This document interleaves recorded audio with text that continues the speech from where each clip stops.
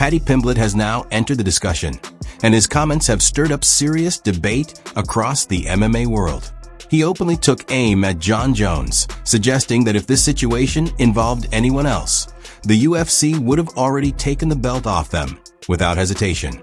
Jon Jones. Oh yeah. That old one, living his best life, mate, isn't he, in Thailand? So everybody reaches a sell-by date, don't they? Everybody's got a time limit. He's reached it, and we move on. I reckon anyone else in that position would have been stripped. I was talking to Adam Cattell about it the other week. Yeah, seen it. He should be stripped now. It obviously was a bit annoying at the time, but it's all in the past now. We're moving forward. Everything's good. We can get fighting again, and I just want to get fighting, mate. Do you know what I mean? Must be fucking sick of getting asked about that, you know. It's it's not the best. You know what? It's better now because I do know what's going on a little bit, and I am going to fight soon, so that's nice. But for like the last kind of 6 months, I've just not known what's going on. Do you know what the worst bit is? Like, you know this yourself. It's like money, fame, titles, rankings, all that aside, I just love fighting. Yeah, exactly. I just like fighting people. That's what I got into it for. I didn't get into it for anything else. All the other stuff is just like nice to have on top. I want to be the best fighter I can be. I love it. I'm in the gym every day. I just want to fight. That's been taken away from me for like nearly a year now, and that's got nothing to do with me, which is, it's a bit frustrating, to be honest, but we are nearly over it now, which is good. The fact he's not stepping up and fighting yet, he's let the whole MMA fan base down. I couldn't have somebody else saying that they're going to beat me and not at least fight them. And then if I lose, at least I tried my best. And it's even more in that case when you're the reigning heavyweight champion of the world and you've got someone holding. It is crazy. It is a crazy situation, but there's a lot of politics in there in the UFC at the top levels, and it's just like out of my hands, so there's nothing I can really do about it. And to be fair, a growing number of fans and fighters are starting to echo that sentiment. This isn't just noise from social media anymore. More active fighters, analysts, and former champions are speaking out, arguing that Tom Aspinall shouldn't have his career stalled simply because Jon Jones hasn't fully committed to moving forward with a fight. When you're an interim champion, they only make an interim champion when the champion cannot defend the belt. So for Jon Jones, he couldn't defend the belt because he tore his pec muscle. So the interim champion means he should be fighting the champion right off the bat. That's not the case with Jon Jones, right? Because Jon Jones is going to fight Stipe Miocic. So the interim champion is supposed to sit there and wait. But by law, in like the regulations, once Jon Jones steps in the cage, he is stripped of his interim champion because the champion has returned. There is no longer for an interim champion. What is the point of having an interim champion when the champion is ready to fight? This is the only sport in the world you can have somebody hold your career back. Yep. I've been almost a year inactive with no prospects of anything. Just be ready, and we'll just let you know. Yeah. And that's kind of difficult, like mentally, to. Oh yeah. This is the fight against Jon Jones. Like, not the fight is another thing. Yeah. This is the tricky bit where I really have to stay switched on, stay motivated, and I'm trying my best. I'm trying. It's tough. As you said a minute ago, no one really knows what's going on behind the scenes apart from me. Exactly. You're in office cooking. I train all the time anyway. Just because I'm not going to fight doesn't mean I don't train. Like, I honestly can see Jon's point of view. I get it. Yep. I get it. It's just about the title for me. Yep. I just want the title, that's it. Yep. There's nothing else really matters. So you're like, let me do my thing. Let me fight. I just want to fight. And I think that's the respectful way to go about it. It's like, you don't care if it's Jon, and it's no disrespect to Jon, it's no disrespect to anybody out there. You're just trying to fight. Yep. I just want to fight. Yep. People are starting to call out what they see as clear double standards, the delays, the excuses, and what feels like a lack of respect for the entire division. Aspinall didn't just capture an interim title. He rescued an event, accepted the fight on short notice, and dismantled a top contender in less than 2 minutes. The UFC is about one guy being the champion of each division. I defended the interim once already. It's almost unheard of that. It's unprecedented. I thought it was silly the first time, to be honest. The reason that I did it, the first time I fought Curtis Blades, it went down as a loss. I got injured. The worst moment of my career, one of the worst moments of my life. I wanted to redeem myself and get the legit victory against Curtis Blades because it was unfinished business. Like, that was hurting my ego, and I wanted to prove that I was better than Blades, which I did in the rematch, and I defended the interim. Something else, that particular fight was in Manchester, in my hometown. I wanted to fight in my hometown. I don't know if I'm ever going to be able to do that again in front of a sold out, brand new Co-op Live arena in Manchester, England. I don't know if I'm ever going to have the opportunity to do that again. So for them two reasons, that's why I defended the interim. I'm not doing it again. Like, I've cleared out the rest of the division, undisputed, and that's it. I deserve a shot at being known as the best heavyweight walking around on planet Earth. It doesn't matter on the opponent, undisputed neck. Since that moment, he's remained composed and professional, consistently making it clear that he's ready to unify the title. While Tom continues to train and stay locked in, Jon Jones has fueled frustration by sidestepping commitment, floating retirement talk, joking about vacating the belt, and dropping cryptic posts about Francis instead of addressing the division directly. And that he's ducking Tom Aspinall and stuff like that. He said, I spoke to the UFC a long time ago about what my future plans are. I haven't really worked out since my last fight in New York City. Honestly, I believe it's in the UFC's best interest to keep presenting me as the company's champion, not Tom. And then he goes on to say, I've just been playing the role of the company man by doing nothing at all and holding all the position. And truthfully, it's been incredibly lucrative. I've made more money off of Tom being the interim champ than Tom has himself. It sucks to see the rest of the division get slowed down like this, but that has nothing to do with me. I don't pull the strings. Well, it does have everything to do with you, Jon. You are the champion and you're the guy that should fight, that should defend or vacate. Now the question is getting louder. Why hasn't the UFC stepped in already? The longer this situation drags on, the more it creates the impression that the organization is shielding Jon Jones rather than enforcing accountability. Jones' legacy is undeniable. No one disputes that. But when a champion hasn't defended the title, hasn't committed to a fight, and continues to deflect responsibility, eventually something has to change. Because he's making them all look like idiots, by the way, with them having to support a guy who's literally behaving like a coward as a heavyweight world champion. And it's just so detrimental to the UFC. You look at boxing right now. Boxing's never been stronger, up and down the divisions, but the heavyweight division is flying, and it's because it's being led by a great champion in Alexander Usyk, who is taking on all comers. And by the way, it's not enough to just beat his best contenders once. He meets them twice just to make damn sure that there's not a thing anyone can say about it. That's a real champion. Jon Jones isn't fit to even be spoken about in the same fucking sentence as Alexander Usyk. Not the level of fighter he is, not the level of man he is, right? He doesn't even fucking belong in that fucking category. The way he's carrying himself now as a champion, it is without doubt the most embarrassing way I've ever seen a champion conduct themselves in a title reign. And I interviewed Tom Aspinall in 2023 about this. Jon Jones has had one fight at heavyweight against Cyril Gane, who, let's be honest, didn't fucking want to be there. One fight in 3 years, so he's had one fight at heavyweight. Stipe has had one fight in 4 years and he got knocked out. How can that possibly represent the best fighting the best? Couldn't agree more, mate, honestly. It blows my mind. Yeah. That was over a year and a half ago. And look, the clues were always there that Jon Jones was never, not even if you put a fucking gun to his head, going to take that fight. Dana White has continued to speak highly of Jones in public, but behind the scenes, even he appears uncertain about how this situation will play out. And when the head of the organization doesn't have clear direction, it's no surprise the rest of the division feels stalled and left in limbo. It's a conversation we've had many times now, the Tom Aspinall-Jon Jones fight.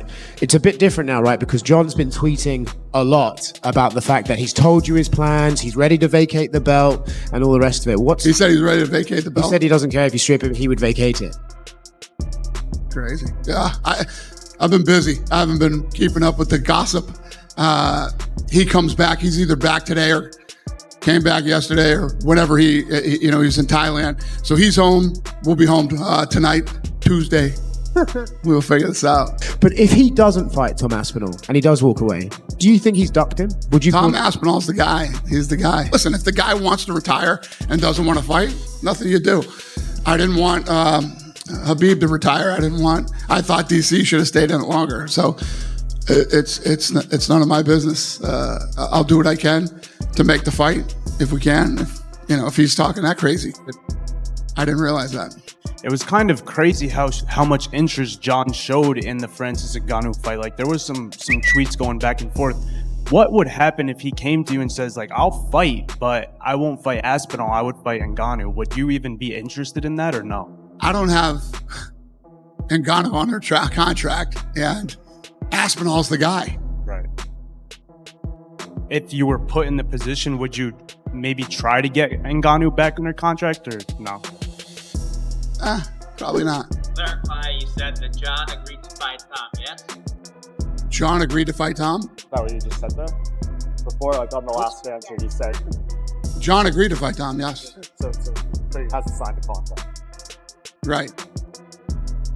Yeah. I mean, you guys have heard me for the last however long. I said, I guarantee you this fight's going to happen. This fight's going to happen. Fight's going to happen. You guys told me the crazy shit that was going on Instagram and all these other places. But yes, I've been saying Jon is going to fight Tom. There's some rumors out there that you guys had offered him his fee money and he turned it down. Unless you hear it come from here, where we put out a press release. Don't believe any of this bullshit. But yes, Jon agreed to fight Tom. Fact. This situation isn't just unfair to Tom. It's hurting the entire heavyweight landscape. Every contender is stuck in a holding pattern, waiting on Jon to decide whether he's returning or walking away for good. Meanwhile, Tom's prime continues to pass by. And the biggest problem is this. No one even seems certain what Jones actually wants anymore. If I'm being completely honest, I feel like Tom's been such an asshole that I don't want to do business with him. You know, it's just like his fans have been so annoying. And obviously you don't get this far in a career being affected by fans or whatnot. But he's just an asshole, you know, with his, you know, he's 30. So he's from this influencer generation where you hop online and the t-shirt sales and all that. I'm past that type of stuff. I'm like, bro, if you had a little bit more respect, then maybe we could have worked something out, you know, but I just don't even want to do business with him. You know, at the end of the day, this is a business, and fighting me gives him an opportunity to change his life forever. And I don't even want to give him the opportunity. Like he just played his cards wrong with me personally. And you know, I'm 3 years from being a 40-year-old grown man. You know what I'm saying? It's just like, the press conference, going through the whole shebang with him, I'd rather not do. Paddy on the other side, respectful, cool, barely says much. It's like, I'll do business with you. I would risk it all with a human being like you. You actually have the accolades to back up your shit. This other guy is just a big mouth who's hot today. There's been so many guys who's hot today who are just gone. You know, Sergey was in the same position not too long ago. Now he's starting to fall off already. I've just been around this sport too long to give a big mouth who's hot today the opportunity. One moment he hints at a comeback. The next he treats the entire situation like it's not worth his attention. I see quite a few people in here calling me a duck. I'm a duck. Call me a duck. Call me a chicken. Call me a goat. Call me a dog. I'm not in high school anymore, guys. A grown man out here chasing his dreams. It's funny that we really live in a world where being called a duck should affect me.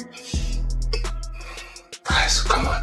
But for the fans, the fighters, and the health of the sport itself, this is the matchup that truly matters. Because Tom has proven he's the real thing. Got people in the chat calling me a duck.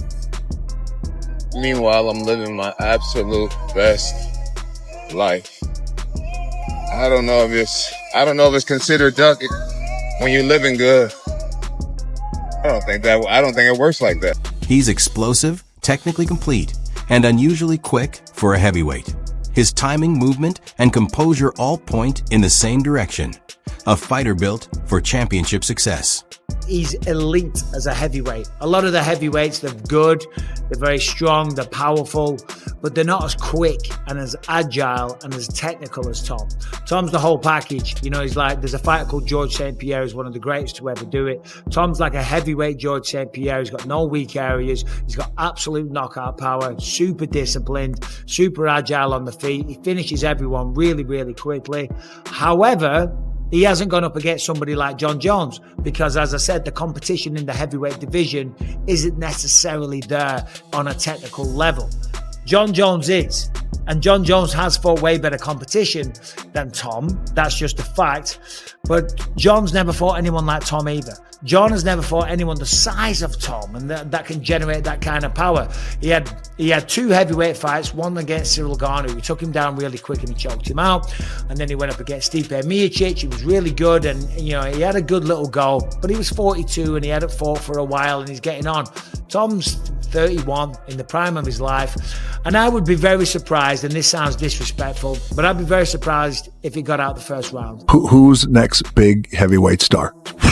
Tom Aspinall, the guy who Of just course, who won just the won. interim title. He's phenomenal. And he is, again, the next the next advancement of the evolution of the sport. How so? Well, because he can do everything. That guy's got elite jiu-jitsu. He's got elite takedowns. His striking is outstanding.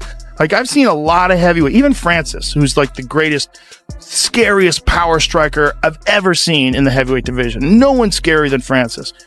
Francis does not move like Tom Aspinall. Tom Aspinall is significantly faster than every other heavyweight. That's a real problem because he's a heavyweight and he's a big guy, a really big guy, but he moves so fast. And so his speed has always been like extraordinary compared to other heavyweights. Like, he just fucking moves in. It's all like fast, explosive movements. So he's got natural speed, but then he's also got a lot of training to execute quickly. So when he moves in, he closes the gap. You can see like he's fast for a big guy. Right. I want to see it so bad. John was shitting all over Aspinall, saying that I think that's a bad way to go. He was lucky that he blew his knee out with Curtis Blades because Curtis was teeing off Doing on well. him. Unless John avoided him, unless John used his wrestling to avoid exchanges, you know what that's all about.